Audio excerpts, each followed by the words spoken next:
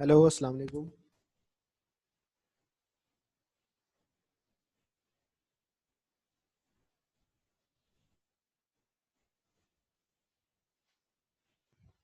Hello, अस्सलाम वालेकुम।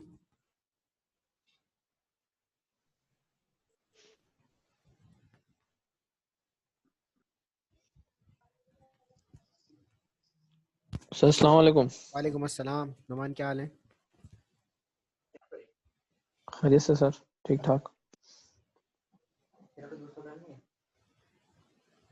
Wait कर लेते हैं 2-3 मिनट। अस्सलाम वालेकुम सर। ओके वालेकुम सर। अस्सलाम।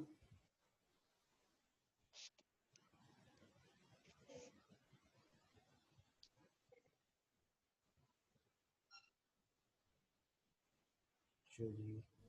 अस्सलाम वालेकुम सर। वालेकुम अस्सलाम। क्या हाल है आप लोगों के?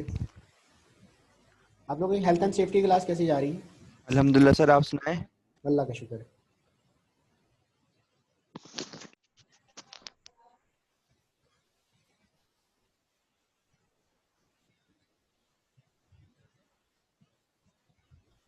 सर मैंने तो वो कोर्स लिया था, मैंने ड्रॉप कर दिया। कौन?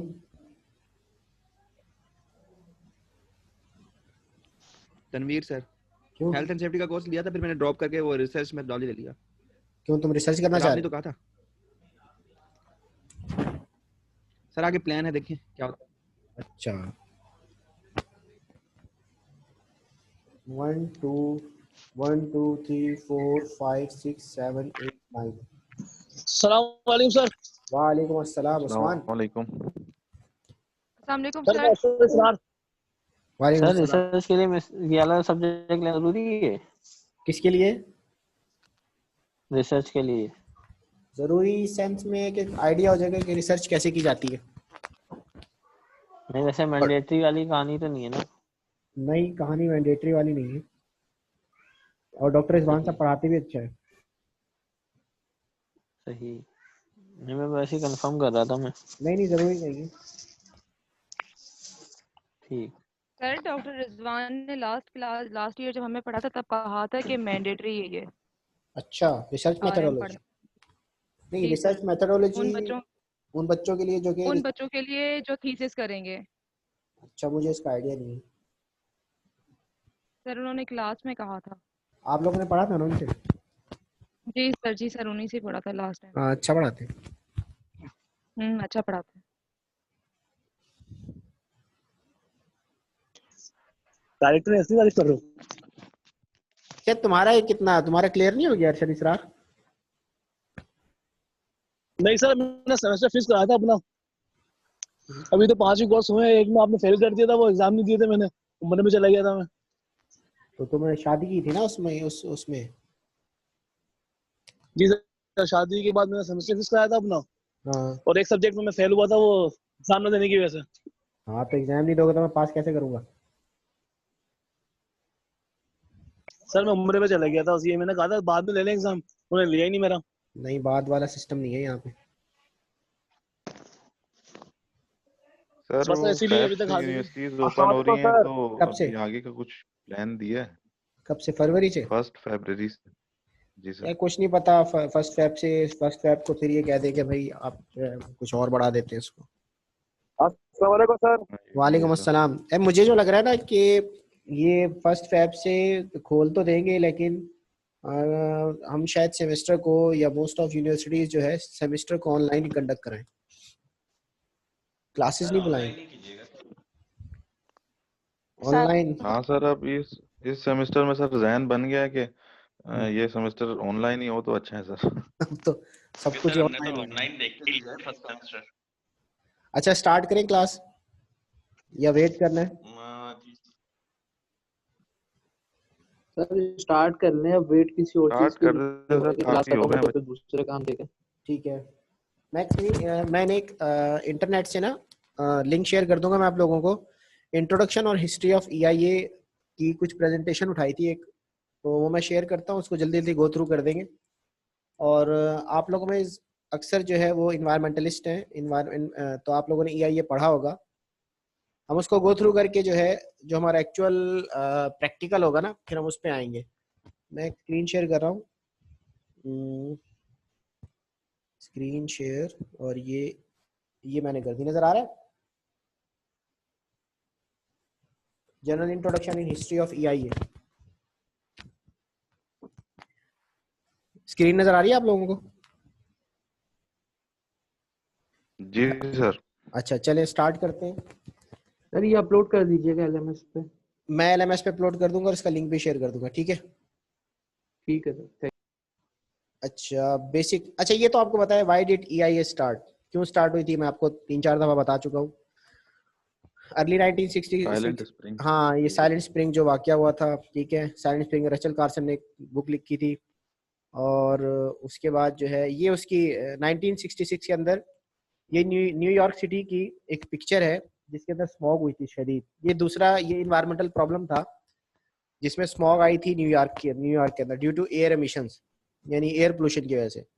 और इसी तरह अगर मैं आगे देखूं तो ये रिवर है कोई 1966 के अंदर थर्ड टाइम ओहायो यूएस के अंदर भी ये एक बर्न हुआ था उसके अंदर, तो ये भी एक डिस्टरबेंस आया था।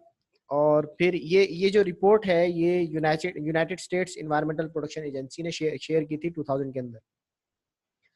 अच्छा, तो environmental crisis in the industrial economies के अंदर जो इन्वायरमेंटल क्राइसिस आए वो 1952 के अंदर किलर फॉग आई थी जिसके अंदर 4,000 लोग जो है, ये फर्स्ट हुआ था किलर फॉग आई थी जिसके अंदर 4,000 पीपल जो लंदन के अंदर इनकी डेथ हो गई थी। फिर 1963 के अंदर ये डीडीटी के इस्तेमाल जो था उसका नेगेटिव इम्पैक्ट आया था और एक बुक लिखी गई थी साइलेंट स्प्रिंग। इसी तरह ओहायो के अंदर जो है कैचेस फायर कया होगा रिवर था, उसके अंदर आग लग गई थी, एक और इन्वायरमेंटल प्रॉब्लम आया था। रिवर में कैसे आग लग गई? रिवर के अंदर नहीं आग लगी थी, रिवर के बराबर में आग लगी हुई गई, ठीक है? तो मुझे इसकी हिस्ट्री पता नहीं, आप लोग देख लीजिएगा। तो अब क्या हो रहा था? Looking back from today, the causes were obvious: population growth, urbanization, industrialization, ठीक है? These forces were all combining to create unprecedented environmental damage। इसको मैं go through कर रहा हूँ जल्दी।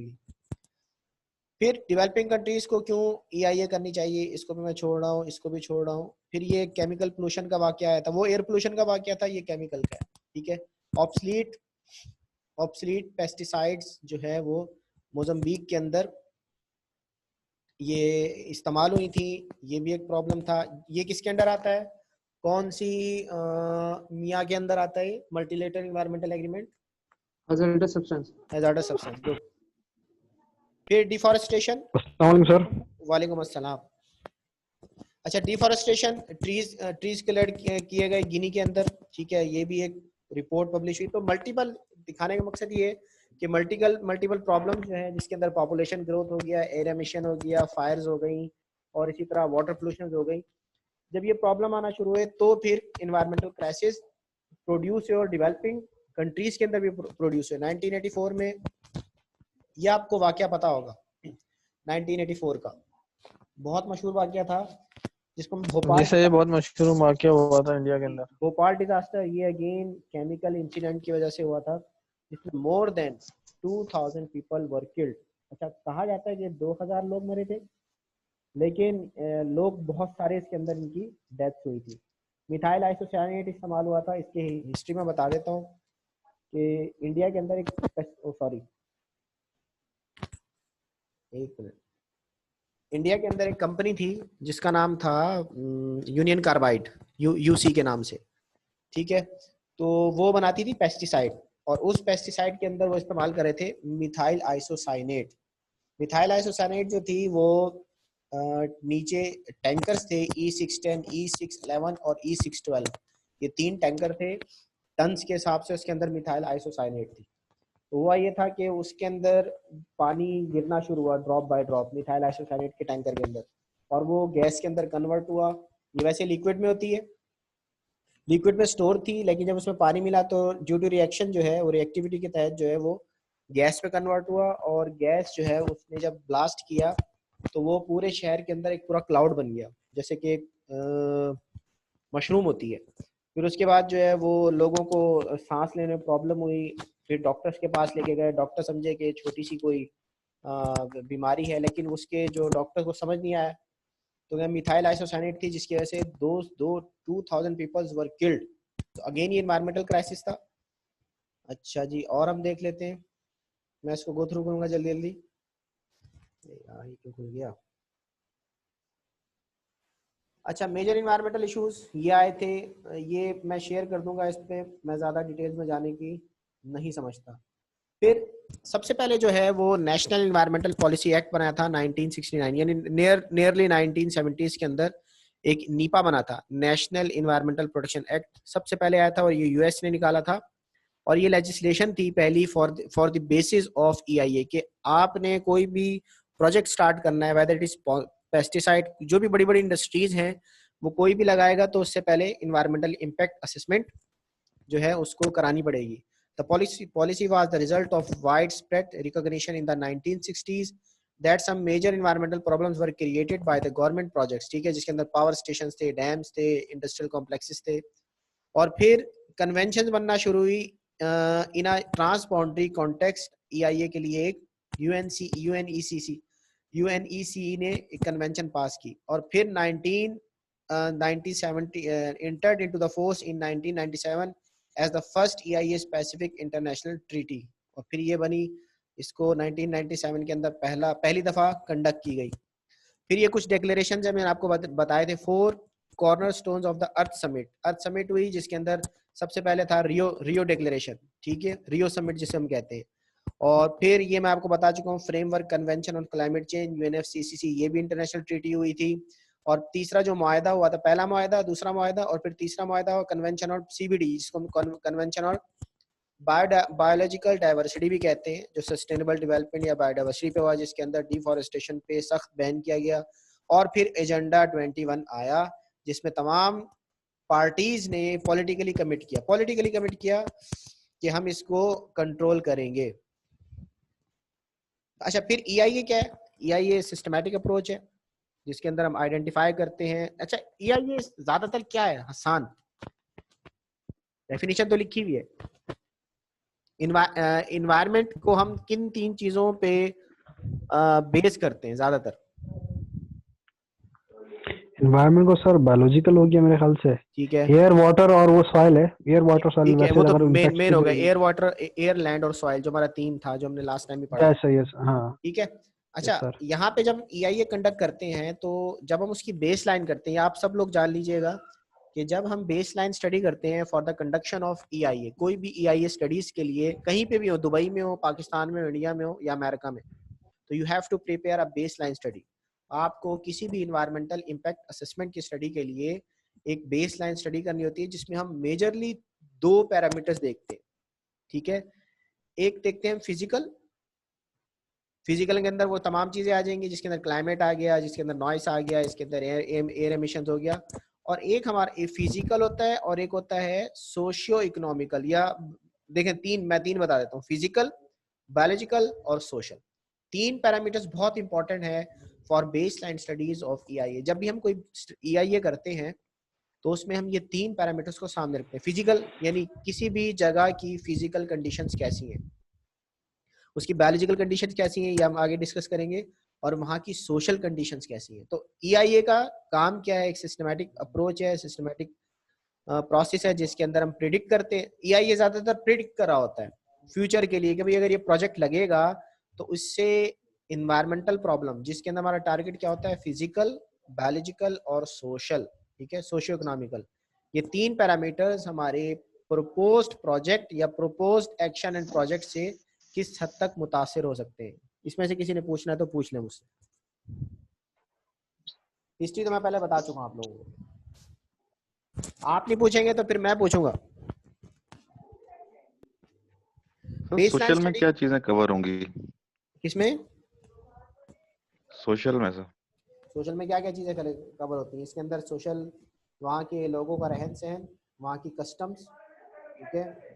जैसे कि मैंने एक ईआईए रिपोर्ट पढ़ी मुल्तान की थी, उसमें जो है ना वो मुल्तान का सोहन का हलवा है ना, बड़ा मशहूर है। तो उस ईआईए रिपोर्ट के अंदर उसने वो भी डाला हुआ था कि भाई यहाँ अगर कोई प्रोजेक्ट लगता है तो उस प्रोजेक्ट से वहाँ की कस्टम्स, वहाँ की सोशल लाइफ, अच्छा वहाँ के लोगों का रहन सहन, वहाँ के लोगों की बीमारियाँ, वहाँ के लोगों के जो है वो रोजगार यानी उनकी रोजगार कैसा है, उनकी एवरेज सैलरीज क्या है, ठीक है, वो हम इसके अंदर स्टडी करते हैं, लोगों से बात करते हैं। अच्छा, लोग पढ़े लिखे हैं या ज्यादातर जो है वो अनपढ़ हैं, उनके अंदर एजुकेशनल रेशो क्या है, क्या वो इन्वायरमेंटल प्रॉब्लम को समझते हैं या नहीं समझते, ये सारी सोशल के अंदर आ जाता है। ठीक है। इसमें सर एक चीज ऐड करना चाह रहा था। इसमें कुछ हमने ये भी देखा अभी, जैसे हम कस्टमर्स वगैरह साथ काम करते हैं ना, तो वो सोशल में जो है ना वो इसको भी कवर करते हैं कि हम बेसिकली रिसोर्स के लिए कम्पीट कर रहे होते हैं। हाँ अगर कम्युनिटी को कहीं पे रह रही है ना, तो हम उसके साथ हर रिसोर्स के लिए अपना कम्पीट कर रहे हैं, इलेक्ट्रिसिटी के लिए भी, पानी के लिए भी। हाँ तो हम पानी, अब ज्यादातर इंडस्ट्रियल पावर होती है, हम पानी जो है ना ज्यादा डेप्थ में जा सकते हैं, ज्यादा सक कर सकते हैं, हाँ। तो वो कि वो फिर उनको पानी नहीं मिलता, तो उनकी लाइफ बहुत बेहतर डिस्टर्ब हो जाती है। तो ये सोशल में तो आता उसको भी हम लोग सोशल में ही कवर करते हैं। है। सोशल में देखिए, मैं आपको सिंपल एक मिसाल देता हूँ, वो मौजम साहब भी एग्जांपल दिया करते थे कि हमारे यहाँ जो है लियारी एक्सप्रेस वे बना था, उस वक्त सबसे ज्यादा उसमें प्रॉब्लम कौन सी आई थी? उसमें बायोलॉजिकल प्रॉब्लम नहीं थी, उसमें फिजिकल प्रॉब्लम भी इतनी ज्यादा नहीं थी, उसमें सोशल प्रॉब्लम ज्यादा आई। रीजन क्या थी उसकी? रीजन उसके सर उसका ये भी तो डिस्प्लेस एक करना रीजन पड़ा लोगों है को। ना कि उसके क्या? अंदर एस्थेटिक लुक, अगर आपका सामने प्रोजेक्ट है तो उसके आसपास की जो जगह है वो लोकेशन अच्छी है कि नहीं, ठीक उसका है, एस्थेटिक लुक अच्छा है एस्थेटिक कि लुक नहीं, तो ये शायद एस्थेटिक किस में सोशल में आएगा? आता है। सोशल में आएगा, बायोलॉजिकल में आएगा, फिजिकल में आएगा? सर ये तो सोशल सोशल में में आना आएगा, चाहिए ना। सोशल में सोशल में नहीं, आएगा। ये फिजिकल में आएगा, फिजिकल में आएगा। ठीक है। सोशल इज अच्छा सोशल, जी। सोशल जो देखिए फिजिकल में क्या आएगा, फिजिकल के अंदर ये है, हमने जब ईआईए की रिपोर्ट बनाते हैं तो इन 3 चीजों को कवर करते हैं, फिजिकल, बायोलॉजिकल। सर आसपास घर बने हुए थे ना। हाँ, गुड गुड। सोशल में क्या है कि जब गरीबाबाद के पास से पुल गुजरने लगा तो नीचे कुछ कच्ची आबादियां थी वहां पे, तो कच्ची आबादियां, डिस्प्लेस करना पड़ा लोगों को। उसको उन्होंने डिस्प्लेसमेंट का जब मौका आया तो लोगों ने एहतजाज शुरू कर दिया कि भाई हमारे घर तोड़े जा रहे हैं। जैसे अभी ये जब ये हमारी जो ट्रेन स्टार्ट कर रहे हैं तो बहुत सारे लोग इसको अपोज कर रहे हैं, बिकॉज सावधान बात है, उन बेचारों का पैसा लगा हुआ है उस जगह पे जहाँ पे उन्होंने इलीगल जो है वहाँ पे बिल्डिंग्स बनाई हुई। तो अल्टीमेटली जो है वो ये एक प्रॉब्लम आया वहाँ पे कि सोशल प्रॉब्लम्स यही हो सकते हैं कि लोगों के रहन सहन इससे कहीं मुतासिर तो नहीं होता। सोशल में हम यहाँ तक भी देखते हैं कि अगर आपने कहीं, जैसे हमारे यहाँ कुर्बानी की जाती है ईयरली, ईद कुर्बान, हमारी ईद भी जो है वो सोशल के अंदर आती है। हमारे कस्टम्स क्या हैं? अच्छा, फिर सोशल के अंदर ये भी देख सकते हैं कि बाज लोगों के त्यौहार होते हैं, त्यौहार, और फिर बाज लोगों की, जैसे हम बीइंग मुस्लिम, सोशल के अंदर ये भी आ सकता है कि कोई आसपास मस्जिद गुजर रही है तो लोग बहुत सारे जो है उसको तोड़ने नहीं देते, ब्रेक नहीं करने देते। मुझे अच्छी तरह याद है, मैं एमएससी कर रहा था इन्वायरमेंटल स्टडीज के अंदर कराची यूनिवर्सिटी से, तो जब मैं शाम में घर पहुंचता था तो अस्करी पार्क उस वक्त नहीं बना हुआ था, 2007 की बात है, अस्करी पार्क नहीं था, तो वहाँ एक छोटी सी मस्जिद थी। तो ये आपको पता होगा, ये अस्करी पार्क से पहले शायद आपको याद हो, ये बिल्कुल एक चटियल ग्राउंड था, मट्टी थी यहाँ पे। तो सब्जी मंडी हुआ करती है ना सर ये? सब्जी मंडी होती थी बिल्कुल, पुरानी सब्जी मंडी। पुरानी सब्जी मंडी थी। और जब पुरानी सब्जी मंडी शिफ्ट हो गई ना जो वहाँ नई सब्जी मंडी की तरफ, तो उसके बाद ये जगह बिल्कुल, मैं मुझे अच्छी तरह याद है, यहाँ पे मट्टी का एक टीला टाइप सा था। तो जब ये नया वो बनना शुरू हुआ ना, क्या नाम है, अस्करी पार्क बनना शुरू हुआ मुशर्रफ साहब के दौर में, तो वो मस्जिद गिरना शुरू हुई। मुझे क्योंकि मैं उस मस्जिद में नमाज पढ़ता था, तो बहुत सारे लोगों ने उस मस्जिद के गिराने पे, यहाँ तक कि वो मुशर्रफ बेचारे को गलत भी कहा कि भाई ये जो है गैर मुस्लिम, हालांकि ऐसी कहानी नहीं थी, उस बेचारे ने उस जगह पे दोबारा एक मस्जिद भी बनाई थी। तो बताने का मकसद ये है कि हम कोई भी प्रोजेक्ट, अब उसने प्रोजेक्ट तो लगाया वहाँ पे, अब वो जो एक पार्क उसने क्या कहते हैं खेल, क्या अस्करी पार्क को किस लिए बनाया था कि ये अम्यूजमेंट पार्क होगा। तो अम्यूजमेंट पार्क बनाने के लिए भी आपको ईआईए करानी पड़ेगी, क्योंकि उसके अंदर स्टेक होल्डर्स हैं, लोग जो हैं सोशली उसको अपोज करते हैं। तो ऐसे प्रोजेक्ट्स के हम क्या करते हैं, पॉपुलेटेड एरिया में भी तो था ना, पॉपुलेटेड एरिया में भी था, लेकिन वो नीड भी तो थी, नीड असल में नीड भी तो थी कि उस जगह को आबाद किया जाए, क्योंकि सिक्योरिटी के प्रॉब्लम्स भी थे बहुत सारे। ठीक है। तो सोशल के अंदर हम ये देखते हैं लोगों के रहन सहन, लोगों का कहीं डिस्टरबेंस तो नहीं आ रहा, उनकी लाइफस्टाइल कहीं डिस्टर्ब तो नहीं हो रहा। तो सोशल में ये आता है उनकी इनकम कहीं डिस्टर्ब तो नहीं हो रही, या उनको कहीं डिस्प्लेस तो नहीं करना पड़ रहा, जैसे कि लियारी एक्सप्रेस वे में डिस्प्लेस करना पड़ गया। ठीक है, उन बेचारों को जो है हॉक्स बे पे जो है मकानात देना पड़े, लेकिन वक्त की जरूरत थी, आपको ऑल्टरनेटिव देने होते। फिर फिजिकल के अंदर क्या आता है, फिजिकल के अंदर यही आता है जो अभी क्या कहते हैं बता रही थी, क्या नाम है अपना, उसका एस्थेटिक का, एस्थेटिक भी एक प्रॉब्लम है। प्रोजेक्ट लगने से कहीं एस्थेटिक वैल्यू तो डिस्टर्ब नहीं होगी, इसी तरह स्मेल तो नहीं आएगी किसी प्रोजेक्ट के लगने से। फर्ज किया आपने पोल्ट्री फार्म लगा दिया, तो पोल्ट्री और ऐसी जगह पे लगाया जहाँ पे लोग मौजूद थे, तो अल्टीमेटली एस्थेटिक वैल्यू डिस्टर्ब होगी, बदबू आएगी। या आपने गन्ने की फैक्ट्री लगा दी, बहुत बड़ी शुगर मिल लगा दी, तो लोगों को अल्टीमेटली वहाँ पे जो उसकी उसकी जो स्मेल होगी वो फैलेगी। और इसी तरह बायोलॉजिकल में क्या जाता है, बायोलॉजिकल में आता है कि वहाँ का कोई फ्लोरा एंड फाना डिस्टर्ब तो नहीं हो रहा। बायोलॉजिकल का मेन इशू क्या है, सोशल में तो लोग आ गए, फिजिकल में हमारी तमाम फिजिकल चीजें आ गई, एस्थेटिक वैल्यू आ गई, उसका क्लाइमेट आ गया, कहीं क्लाइमेट चेंज तो नहीं आ गया इस प्रोजेक्ट से, ये भी एक फिजिकल इशू है, ठीक है। और बायोलॉजिकल में क्या आएगा, बायोलॉजिकल के अंदर जो है हमारा ज्यादातर फ्लोरा एंड फाना आएगा, क्या ये प्रोजेक्ट लगेगा तो कि नंबर ऑफ ट्रीज वहां पे कितने हैं और कौन सी स्पीशीज के। ऐसा तो नहीं, एक प्रोजेक्ट हमारे पास लगा था अभी, आपको याद होगा मौजम साहब बहुत तस्करा करते हैं, जिसके अंदर मैंग्रोव रिमूवल हुई थी, मैंग्रोव काटे गए थे, याद है? जी सर। कौन सा था वो, कंजा? सर वो क्रीक क्रीक वाली जगह पर था ना जी पूरा, जी, जहाँ पर अभी इन लोगों ने कबाब चीज और वो पूरी एक पट्टी थी, बिल्कुल वहां से बिल्कुल। वो मैंग्रोव जो खत्म ये जो करके। हमारा उसको क्या कहते हैं, दो दरिया वाला प्रोजेक्ट था, दो तो दरिया वाला, जी जी। उसमें वो मैंग्रोव्स की सफाई होना शुरू हुई थी। तो ये बायोलॉजिकल प्रॉब्लम्स है, आप किसी भी चीज को बनाना शुरू करते हैं तो ये तीन, ये हमारा बेस लाइन होता है कि ऑलरेडी एग्जिस्टिंग कंडीशन क्या है वहाँ पे और वो किस हद तक डिस्टर्ब होंगी, उसके अंदर हम ये तीन चीजें लाजमी लेते हैं। फिर इसके साथ हम टेस्टिंग भी कराते हैं, आप लोगों को पता होगा सॉइल एयर मॉनिटरिंग और वहाँ की जो टेस्टिंग होती है कराते हैं, वो फिजिकल के अंदर आता है। तो EIA का सर जी, सर हम लोगों ने जो PDCA साइकिल पढ़ी थी वो इसकी एनवायरमेंटल इम्पैक्ट असेसमेंट में रिलेट कर सकती है क्या? Plan do plan do check check act, act. वो जी मैनेजमेंट जी। सिस्टम में आता है, कर तो सकती है। जब हम उसका अच्छा मैनेजमेंट प्लान बना रहे होते हैं तो वहाँ वो PDCA साइकिल काम आ सकती है।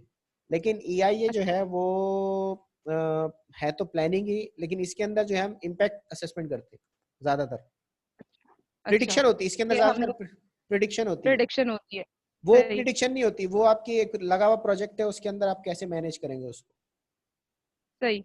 EIA तो ये है कि एक चटियल ग्राउंड है, कुछ नहीं हम्म। वहां पे मौजूद, वहां पे जो एग्जिस्टिंग कंडीशन है वो वैसी की वैसी, आपने वहां प्रोजेक्ट लगाना है, तो उस प्रोजेक्ट के लगाने से ये तीन प्रॉब्लम्स क्या आ सकते हैं, फिजिकल बायोलॉजिकल एंड सोशल।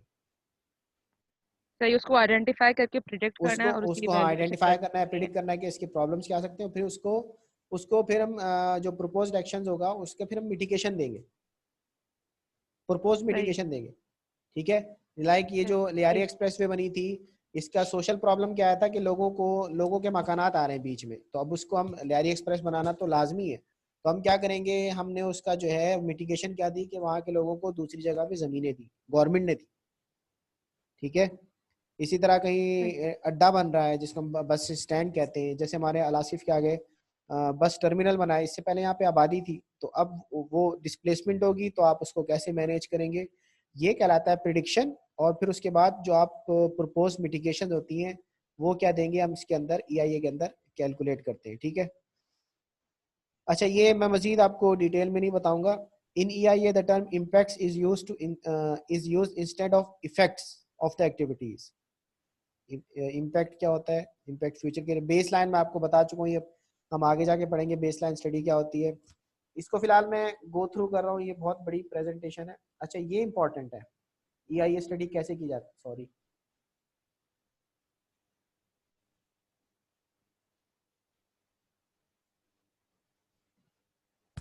अच्छा, in characterising the baseline situation, जब हम बेस लाइन सिचुएशन देखते हैं किसी भी जगह की या कंपोनेंट्स देखते हैं, तो ये चीज़ें बहुत इंपॉर्टेंट होती हैं, जिसके अंदर फिजिकल बायोलॉजिकल एंड सोशल आ गया, ठीक है। Components of interest are those are likely to be affected by your activity, ठीक है। इसके अंदर वाटर आ गया, क्वांटिटी हो गई, उसकी क्वालिटी होगी, रिलायबिलिटी होगी, एक्सेसिबिलिटी होगी। क्वांटिटी और क्वालिटी किसे कहते हैं, एक प्रोजेक्ट से पानी की क्वांटिटी कैसे डिस्टर्ब हो सकती है, क्वालिटी कैसे डिस्टर्ब हो सकती है जी। ये भी तो ले सकते हैं कि जैसे टेक्सटाइल होता है, अब उसके पास नहीं आ रहा फ्रेश वाटर, अब वो ग्राउंड वाटर को यूटिलाइज करता है, फिर उसको वो RO से फ्लूइड बनाता है और फिर अपने प्रोडक्शन देता है, पहले वो वाटर टेबल उस एरिया का डाउन हो सकता है। ठीक है, गुड। एक ये भी है, लेकिन क्वालिटी हम सर ये इफ्लुएंट के हवाले से क्वालिटी शायद हो गई सर। हाँ गुड। क्वांटिटी में तो ये है कि भाई ये प्रोजेक्ट लगने जा रहा है, कितनी क्वांटिटी इस्तेमाल करेगा, सोर्स ऑफ वाटर क्या होगा इसका, ऐसा तो नहीं कि सोर्स इन्होंने लगाया और लोगों के लिए लोगों का पानी खा गए, ऐसा भी होता है। अब हमारे यहाँ हाई राइज बिल्डिंग बन रही है, आपको हर जगह पे 14, 15, 15 मंजिला, 16 मंजिला, 18 स्टोरीज। मैंने अभी एक प्रोजेक्ट की टीआईए की थी, ट्रैफिक इम्पैक्ट असेसमेंट की थी, तो उसका ईआईए हुआ था, नाम मैं नहीं लूंगा उसका। वो बनी थी ये जो हमारा बिलावल चौरंगी ना, उससे आगे की तरफ, वो बना रहे हैं 39 आवाज फ्लोर। हल्की आ रही है आपकी। अब आ रही है आवाज मेरी? हेलो जी अब ठीक है। वो बना रहे थे 39 मंजिला बिल्डिंग, 40 मंजिला बिल्डिंग, ठीक है। तो again it is a high rise building, ये हाई राइज बिल्डिंग है और समिट बैंक के बिल्कुल पीछे, आप समिट का जो मेन प्लाजा है ना, जो कि बिलावल चौरंगी से आगे की तरफ है, उसके बिल्कुल पीछे बना रहे थे 40 मंजिला इमारत। तो उसकी ईआईए थी, तो उसमें उसकी टीआईए मैंने की थी, यानी हमने ट्रैफिक स्टडीज की थी। तो उसमें ये था कि ये जो बिल्डिंग बनेगी 40 मंजिला बिल्डिंग, तो इसको पानी कहाँ से मिलेगा, सोर्स ऑफ वाटर क्या हो। क्योंकि हाई राइज बिल्डिंग बनती है तो अल्टीमेटली देखिए एक जगह पे एक मकान है, उसका पानी का कंजप्शन कम है। एक जगह पे आपने 40 मंजिला बिल्डिंग बना दी जिसके अंदर जो है वो तकरीबन हर हर हर स्टोरी पे 4 फ्लोर हैं और उस पे 5 बंदे रहेंगे हर फ्लोर के अंदर, तो तकरीबन एक फ्लोर पे 20 बंदे हो गए। तो अब उसको पानी कहाँ से आप देंगे, सोर्स उसकी क्वांटिटी कितनी है। इसी तरह हमारी इंडस्ट्री भी है, कोई भी इंडस्ट्री आप टेक्सटाइल सेक्टर देखें, मैं कहता हूँ टन्स ऑफ वाटर जो है रोजाना चाहिए आपको, ऐसे ही है ना। हमारे पास टेक्सटाइल सेक्टर के बैठे हैं बच्चे, बिल्कुल ऐसा ही है सर, बिल्कुल ऐसा ही है, ठीक है, बहुत तकरीबन लाखों गैलन्स की बात होती है। मैं 10 से 12 मैं लाख तो गैलन चाहिए होता मैं तो एक 10 लाख इंडस्ट्री, गैलन तो हमारी कंपनी की प्रोडक्शन है पर मैं डे की। रजबी की बात कर लें, रजबी 4 कितना 4 मिलियन टन, कितना 4 million gallon per day use करता है। आपका जो है क्या नाम है, गुल अहमद जो है, वो तो खैर अब कहते हैं हम रिसाइकलिंग पे चले गए, लेकिन उसकी कंजप्शन तकरीबन 10 लाख गैलन के करीब है उसकी, अगर हम देखें रोजाना। यस सर, तो क्वांटिटी ऐसे ही है देख सर, लें ऐसे ही आप, है। उसकी पानी की सर क्वांटिटी, इतनी 12 क्वांटिटी कितनी है, ज्यादा ही है। हमारे साथ सर इरफान हमारी 12 लाख गैलन पर डे। ओहो, हमारे साथ इरफान अंसारी साहब नहीं है जो कि फिरोज टेक्सटाइल के अंदर थे, वो तो तकरीबन कोई 8-10 प्लांट देख रहे थे। तो वो भी बताते हैं हमें कि कितनी क्वांटिटी है, क्वांटिटी पानी की कितनी इस्तेमाल हो रही है, फिर उसकी क्वालिटी कैसी है, क्वालिटी कैसी है और क्वालिटी कैसी निकाल रहा है वो पानी, रिलायबिलिटी क्या है, उसकी एक्सेसिबिलिटी क्या है, वाटर रिलायबल है या नहीं है, फिर वो एक्सेस में है या नहीं है, ठीक है। इसी तरह सॉइल हो गया, सॉइल का प्रॉब्लम क्या हो सकता है, इसी तरह फाना हो गया उस जगह का, इन्वायरमेंटल हेल्थ। अगर हम वो प्रोजेक्ट लगाएंगे तो ऐसा तो नहीं कि कोई डिजीज ले आए, वो पैथोजेंस ले आए। जैसे लैब लगाई तो क्या आ गया, कोरोना आया ना, लैब की वजह वो से सब आया। आ रहे सर, कॉलरा, हाँ कॉलरा वॉलरा सब बीमारियां। कोरोना आ ये जाएगा सर लैब से तो। तो अब इन्वायरमेंटल हेल्थ इश्यूज तो नहीं, आपने एक प्रोजेक्ट लगाया और उसकी वजह से जो है वो डिजीज फैल गई। पेस्टिसाइड फैक्ट्रीज के, पेस्टिसाइड कैसे आए थे पाकिस्तान के अंदर, पेस्टिसाइड इंट्रोडक्शन कैसे हुई थी? 1950s के बाद पाकिस्तान को जब गंदम की जरूरत पड़ी, तो ये कभी आप हिस्ट्री पढ़िएगा, पेस्टिसाइड कैसे पूरे दुनिया में फैला था, उसकी नीड कैसे आई थी। देखिए जंग करा के असला बेचा जाता है, ऐसे ही है ना। बिल्कुल ऐसे ही सर, बिल्कुल ऐसे ही है। अब जंग कराते हैं तो असला बिकता है। अब मैं इस हाँ। पैनल पे मुझे बात तो नहीं करनी चाहिए, लेकिन ये पैनल ये है कि इसराइल क्योंकि is a good manufacturer of क्या कहते हैं, असले का एक अच्छा मैन्युफैक्चरर है, तो वो जंग होगी तो असला बिकेगा। इसी तरह पेस्टिसाइड की नीड कैसे प्रोड्यूस हुई, फसलों आज तक तो पेस्टिसाइड नहीं थे, लेकिन हमारे पाकिस्तान के अंदर एक आपने नाम सुना होगा, अमेरिकन सुंडी करके नाम है उसका, एक जी कीड़ा सर। होता है, वो 1950 से पहले पाकिस्तान में नहीं था। तो वो कैसे आया, जब हम आज़ाद हुए 1947 के अंदर, 1950 के अंदर हमारी ये हालत थी कि हम कहत था पाकिस्तान के अंदर, यानी लोग बेचारे हिजरत करके आए थे। तो जब हमने अमेरिका से जो है वो गंदम इंपोर्ट की, तो उन्होंने हमें वो गंदम दी, और फिर जब उसका हमने बीज लगाया उसको उगाने के लिए, तो वो गंदम थी जो कि अपने साथ वो बीमारी लेके आई थी, that was the vector, disease vector, pathogens. आपने कोई ऐसा प्रोजेक्ट लगाया तो कहीं उससे कोई डिजीज तो नहीं आएगी, ठीक है। तो ये भी एक फैक्टर होता है, ये भी हम इन्वायरमेंटल प्रॉब्लम्स के अंदर डिसाइड करें। इसी तरह फ्लोरा हो गया, फ्लोरा मींस वहाँ की कोई प्लांट्स तो डिस्टर्ब नहीं होते। या composition of density of natural vegetation क्या है वहाँ की डेंस, जैसे आप मैंग्रोव की बात करेंगे, मैंग्रोव की बात करेंगे तो अल्टीमेटली हमारे सी साइड पे बलूचिस्तान तक जो है मैंग्रोव है, उसकी कंपोजिशन क्या है, how much it is dense, कितना डेंस है ये, और की स्पीशी हमारी। इसी तरह स्पेशल इकोसिस्टम कोई वहाँ पे ऐसा है तो नहीं, जो कि ये हमारी बेसलाइन स्टडी के अंदर आता है। फिर baseline situation is not simple a snapshot, एक पिक्चर लेना बेसलाइन नहीं है। हमारे यहाँ तो बहुत बुरा हाल है EIAs का भी, हमारे यहाँ ये बुरा हाल है कि एक पिक्चर लेते हैं और कहते हैं भाई ये हमने करंट कंडीशन ले ली है। ये चार्ट क्या बताता है, this chart of ground water level shows both variability and a trend over time, both are the part of ground water baseline situation. हम कोई भी प्रोजेक्ट शुरू करते हैं वहाँ की ग्राउंड वाटर बेसलाइन सिचुएशन को स्टडी करते हैं। Types of impacts and their attributes, impacts क्या क्या हो सकते हैं, कोई डायरेक्ट इम्पैक्ट होता है और इनडायरेक्ट इम्पैक्ट भी हो सकता है, शॉर्ट टर्म भी हो सकता है, लॉन्ग टर्म भी हो सकता है, एडवर्स भी हो सकता है, बेनिफिशियल भी हो सकता है। बाज़ दफा फायदा भी होता है। एक प्रोजेक्ट लगाने से क्या फायदा हो सकता है, भाई कोका कोला कंपनी एक अपना प्रोजेक्ट लगाना चाह रही है तो क्या फायदा होगा कंपनियों को, लोगों को क्या फायदा होगा, रोजगार मिलेगा सर। गुड, जबरदस्त, this is a positive impact. Beneficial impact क्या है कि लोगों को रोजगार मिलेगा।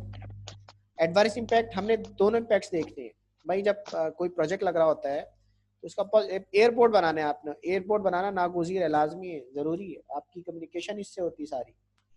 तो एयरपोर्ट बनेगा, सॉरी हमारे जो तिजारत होती है वो सारी, या हमारी एक जगह से दूसरी जगह मूव करना वो एयरपोर्ट के थ्रू होती है, तो नेसेसरी है, बनाना लाजमी है। तो अब उसका बेनिफिशियल इम्पैक्ट यही है कि बनाएंगे, लोगों को रोजगार मिलेगा, हमारे जो दूसरे ममालिक से ताल्लुकात होंगे। इसी तरह कम्युनिटी इम्पैक्ट हम देखते हैं किसी भी प्रोजेक्ट के but all impacts are not treated equally, तमाम इम्पैक्ट्स को हम एक जैसे नहीं लेते।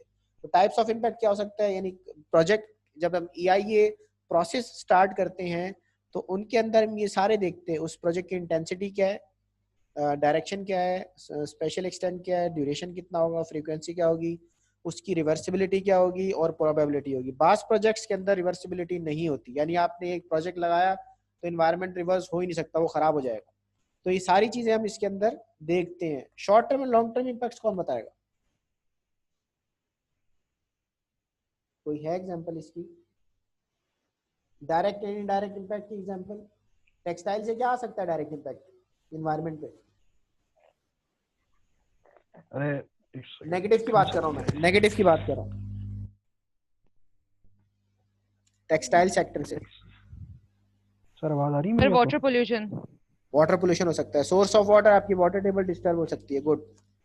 इसी तरह अगर मैं इनडायरेक्ट इम्पैक्ट बात करूं, मैं पॉजिटिव इम्पैक्ट की बात करूं कि पॉजिटिव इम्पैक्ट टेक्सटाइल से क्या आएगा, बिसाइड रोजगार, सर इकोनॉमिकल ग्रोथ होगी, गुड, रोजगार इकोनॉमिकल आएगा, ग्रोथ आएगी हमारा, इकोनॉमिकल तो ग्रोथ होगी कंट्री में। गुड, ठीक है। तो ये सारी चीजें हम कैलकुलेट करते हैं।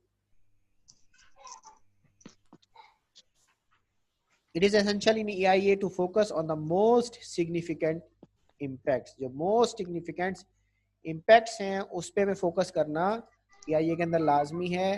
हम उस पे नहीं जाएंगे जो कि हम don't waste efforts and time analyzing and discussing impacts that are less important, ठीक है। ये तो खैर आगे, अच्छा ये एक चार्ट है, ये चार्ट मैं पेपर में देता भी हूँ अक्सर, इसको बड़ा कर ले अगर बड़ा हो जाए तो। ये जनरल EIA प्रोसेस चार्ट है, आपको ये मेरे ख्याल में मौजम साहब ने कराया भी होगा, याद होगा आपको। सबसे पहले क्या होता है, स्क्रीनिंग।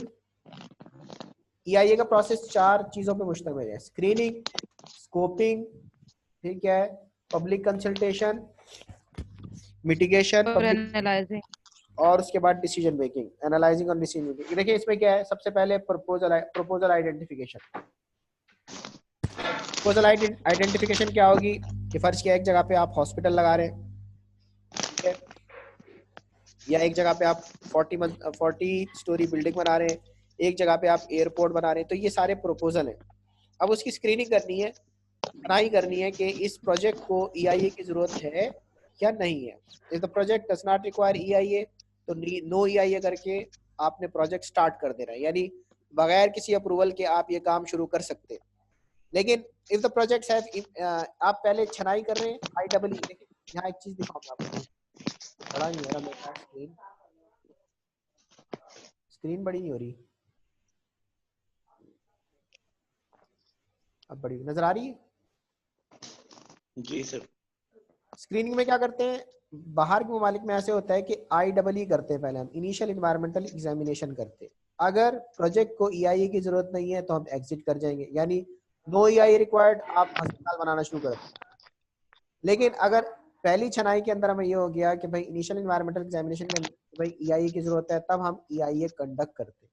तो EIA कंडक्शन के अंदर सबसे पहले हम उसका स्कोप देखेंगे, स्कोप ऑफ द प्रोजेक्ट, यानी लाइकली इम्पैक्ट्स, और उसके लिए हम पब्लिक को इन्वॉल्व करेंगे। पब्लिक इन्वॉल्वमेंट, लोगों को, क्योंकि सोशल उस प्रोजेक्ट से सोशल इम्पैक्ट्स आ सकते हैं, तो लोगों को इन्वॉल्व करेंगे, कोई प्रॉब्लम तो नहीं है। तो ये क्या, ये स्कोपिंग में कहलाएगा। और फिर उसके बाद उसकी इम्पैक्ट स्टडी करेंगे, पर क्या इस प्रोजेक्ट के लगने से लोग कितने मुतासिर होंगे, फ्लोरा कितना मुतासिर होगा, फौना कितना मुतासिर होगा, वहाँ की वाटर टेबल कितनी डिस्टर्ब होगी। फिर हम उसकी इम्पैक्ट असेसमेंट करेंगे। हाँ भाई ये प्रोजेक्ट लगेगा, इस प्रोजेक्ट के लगने से रोजाना 10 गैलन टन पानी यूज होगा, अब वाटर टेबल डिस्टर्ब होगी। इस प्रोजेक्ट के लगने से इतनी एयर एमिशंस होगी, ठीक है, वाटर एयर क्वालिटी डिस्टर्ब हो सकती है। फिर उसके बाद हम उसका जो है हम प्रोपोज्ड मिटिगेशन देते हैं या इम्पैक्ट मैनेजमेंट करते हैं।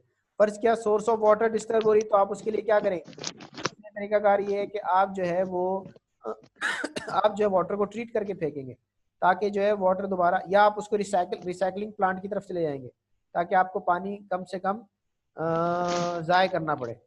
फिर जब आप ये बना लेंगे, EIA रिपोर्ट बना लेंगे, और रिव्यू करने के बाद दोबारा उसको, ये पब्लिक इन्वॉल्वमेंट और इस पब्लिक इन्वॉल्वमेंट में क्या फ़र्क है, ये कौन बताएगा मुझे? सर जो ऊपर वाली पब्लिक इन्वॉल्वमेंट है ना, उसके अंदर आप आसपास का लोगों से जो है उनका इंटरव्यू वगैरह लेकर शायद करेंगे मेरे हिसाब से। ठीक और है, जो आखिरी वाला है, सेकंड वाला है, वो पब्लिक हियरिंग जो EIA की होती है, जबरदस्त, शायद वो वाली गुड। होती है। इसके अंदर हम लोगों को स्टडी के दौरान जब बेस लाइन कलेक्ट कर रहे होते हैं, लोगों से पूछते हैं अभी हम प्रोजेक्ट लगाने जा रहे हैं, इससे आपको कोई प्रॉब्लम तो नहीं है, आपको कोई डिस्टर्बेंस तो नहीं आएगी, तो पब्लिक को इन्वॉल्व कर रहे हैं। और इस वाली में क्या है, रिपोर्ट बनाने के बाद लोगों को इन्वॉल्व करेंगे बाय पब्लिक हियरिंग, कि हमने ये रिपोर्ट बनाई है, हमने इम्पैक्ट स्टडी किए हैं, अब हम आप लोगों के सामने पेश कर रहे हैं, अब जरा रिव्यू करके बताइए कि ये ओके है या नहीं। अगर ठीक है, रिव्यू करेंगे और फाइनली डिसीजन मेकिंग करेंगे। डिसीजन मेकिंग का मतलब, डिसीजन मेकिंग क्या करेगी, वो एजेंसी करेगी। प्रोजेक्ट अप्रूव हो गया तो इम्प्लीमेंटेशन एंड फॉलो अप, अगर नॉट अप्रूव तो आप रीडिजाइन करें और उसको रीसबमिट करें। तो ये प्रोसेस फ्लो बहुत इंपॉर्टेंट है, मैं इसी पे खत्म हाँ करूंगा। तक बन जा रही है। आप लोग इसको देख लीजिएगा प्रोसेस फ्लो को। हिस्ट्री पढ़ाई मैंने आपको, EIA पढ़ाया है, EIA के इम्पैक्ट्स क्या होते हैं और बेस लाइन इसकी क्या होती है, और EIA का प्रोसेस फ्लो पढ़ा है, तो आप लोग ये देख लीजिएगा। यहाँ तक किसी ने कोई क्वेश्चन पूछना हो तो पूछ ले मुझसे। सर पाकिस्तान में कभी इस तरह हुई है पब्लिक हियरिंग वगैरह एनवायरनमेंट? हाँ, हर दफा होती है। तो ये भाई जनवरी में भी बहुत सारी हैं, सीपा की वेबसाइट पे मिल जाएंगी इन्फॉर्मेशन। बहुत सारी पब्लिक हियरिंग, मैं खुद जाता हूँ पब्लिक हियरिंग में, एक्सपर्ट कमेटी का मेंबर भी हूँ मैं, बहुत सारी पब्लिक हियरिंग में जाता हूँ, लेकिन होता कुछ नहीं है। अब तो मामला बहुत खराब हो गया। और सिर्फ लंच मिलता है वहाँ पे, हाँ, खाना मिलता अच्छा है, सा। आपने जाना है तो चल पड़े किसी दिन। सर वाटर कमीशन में तो सर मैं गया था ना, वाटर कमीशन में गया था, उसमें भी कोई इतना कुछ खास कुछ हुआ ही नहीं। अच्छा, बस पब्लिक हियरिंग नहीं हुई? सर पब्लिक हियरिंग तो नहीं थी, बस वही जो जज साहब आए थे जो पानी फेंकने पे पकड़ रहे थे, अच्छा, लेकिन वो जब उनकी वो टर्म जो है वो खत्म हुई तो वो हालात फिर वैसे के वैसे पब्लिक ही हो हियरिंग में क्या हुआ था, जब पब्लिक हियरिंग हुई तो जो सुप्रीम कोर्ट से जो ऑर्डर आया था वाटर कमीशन का, उसमें ही था कि कंपनीज जो है ना, खासतौर पर टेक्सटाइल डाइंग यूनिट्स जो हैं, वो क्या बनाएंगे, वो लगाएंगे, क्या नाम है, ट्रीटमेंट प्लांट लगाएंगे।